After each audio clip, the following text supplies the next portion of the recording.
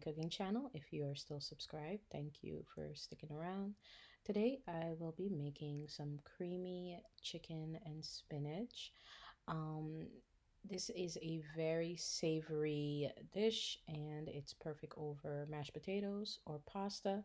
Today I just use some mashed potatoes. You can use pasta if you like.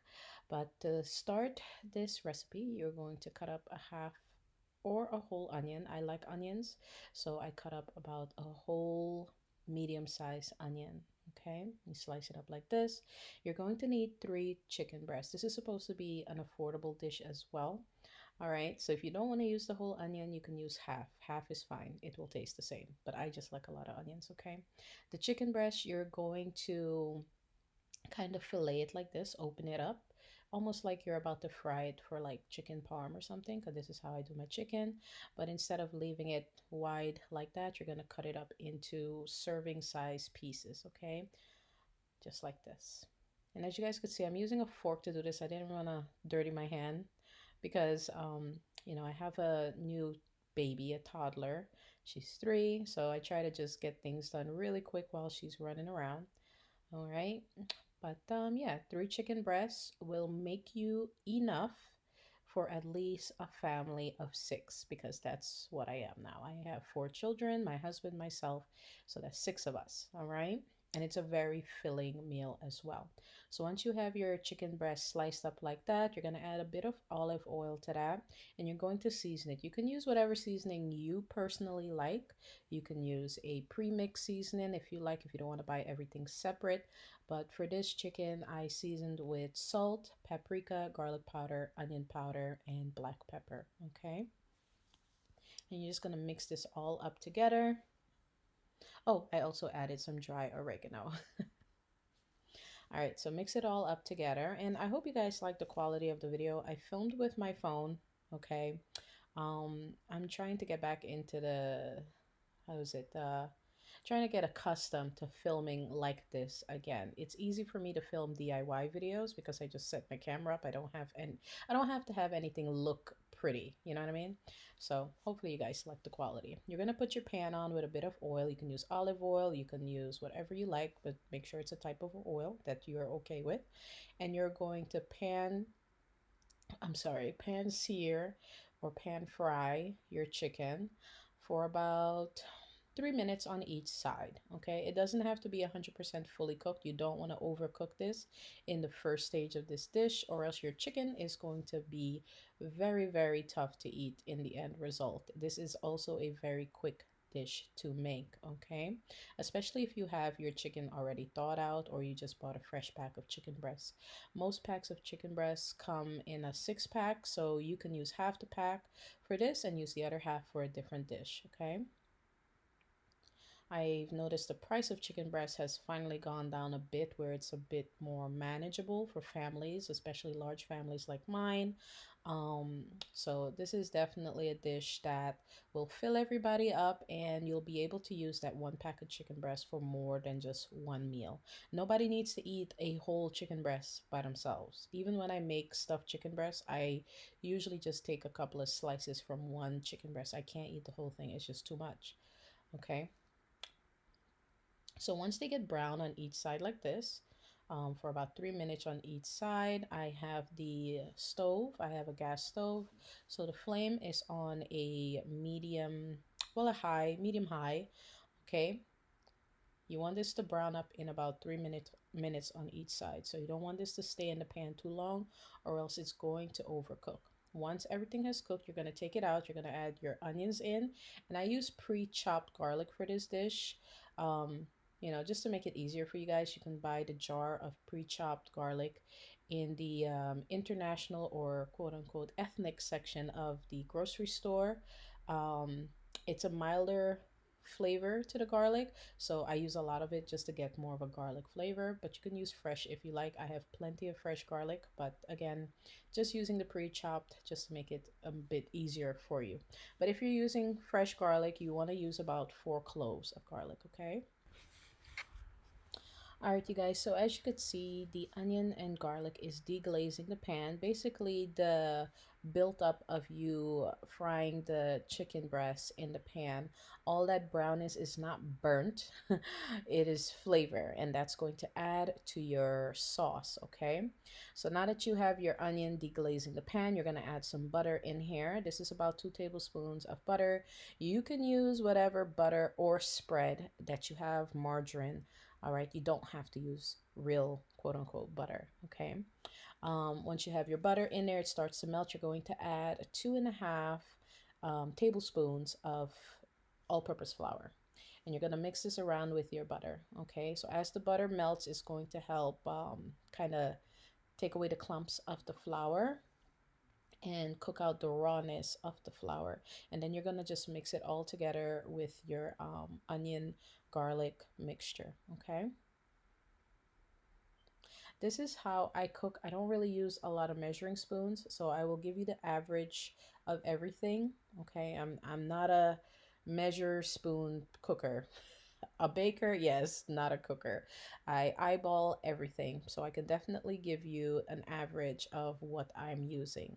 Okay, like the chicken, you season that to your liking. Everybody has different taste buds, you know what I mean? So season that to your liking.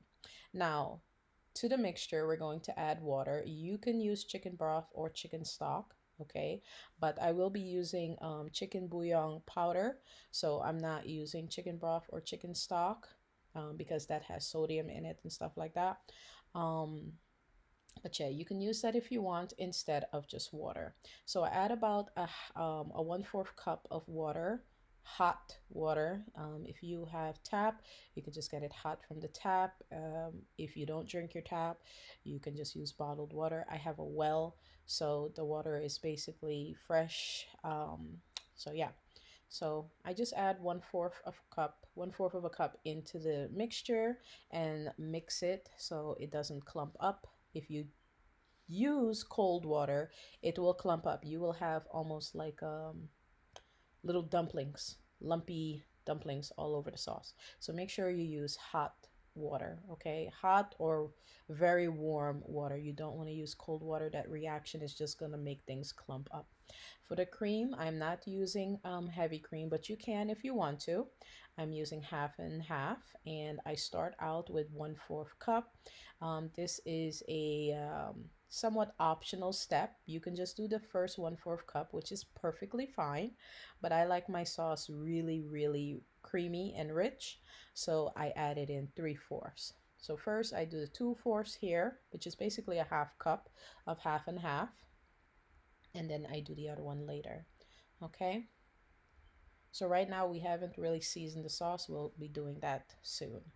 So another thing I'm adding is tomatoes. These are cherry tomatoes from my garden this year that I froze. I just pop them in the microwave, let them thaw out a bit, and then put them in the sauce. You can definitely add this in when you're doing the onion garlic frying, but when I did that, I didn't like the way it kind of clumped together with the flour when I was trying to make my sauce.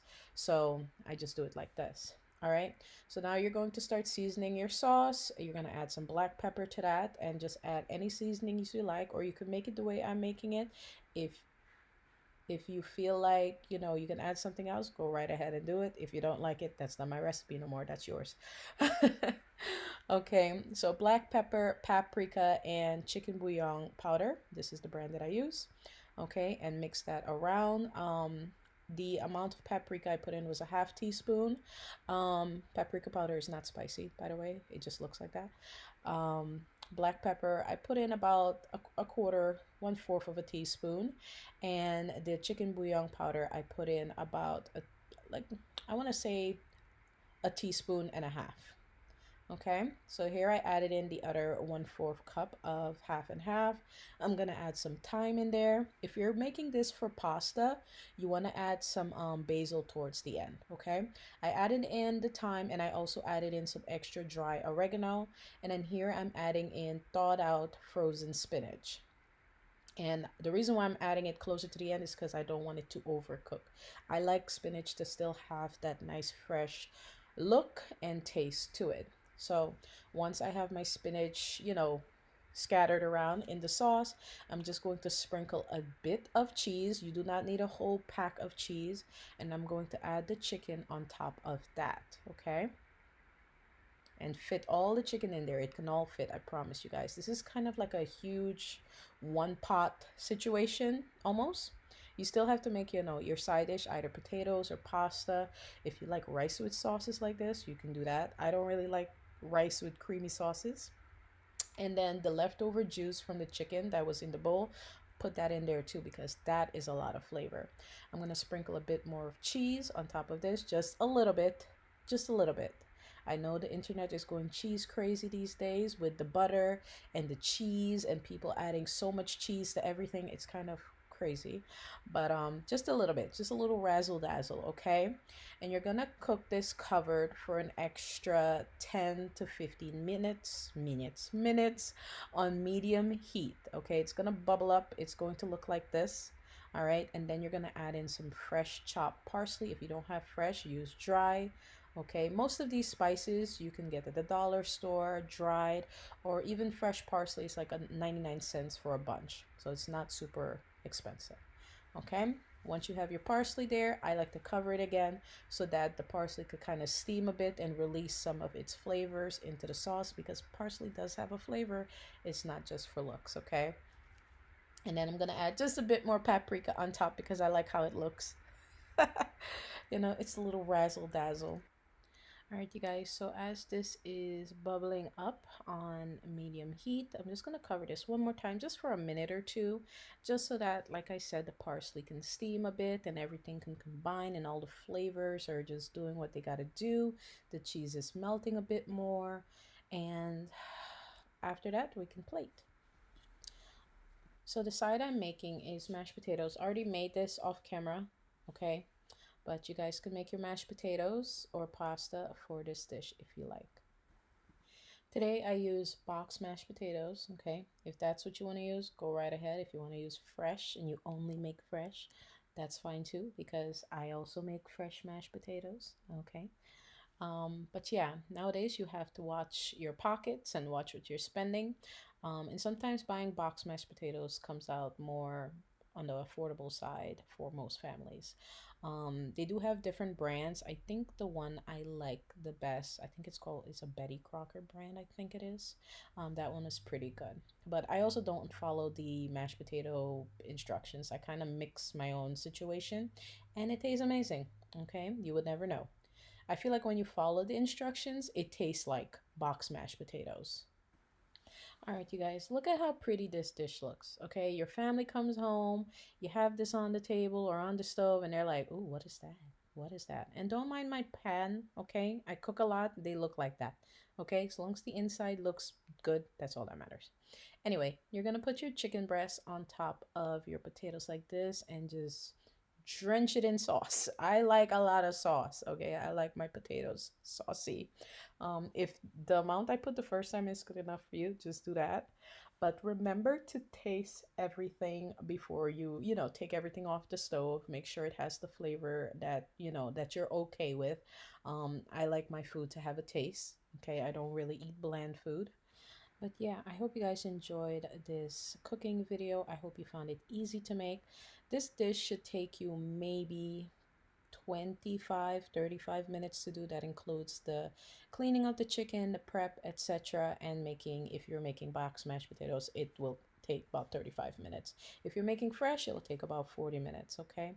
But I hope you guys enjoyed the video. If you did, give this video a thumbs up. Comment down below if you make this dish following my instructions. If you added anything extra, let me know, and I'll see you guys very soon in another video. Bye, guys.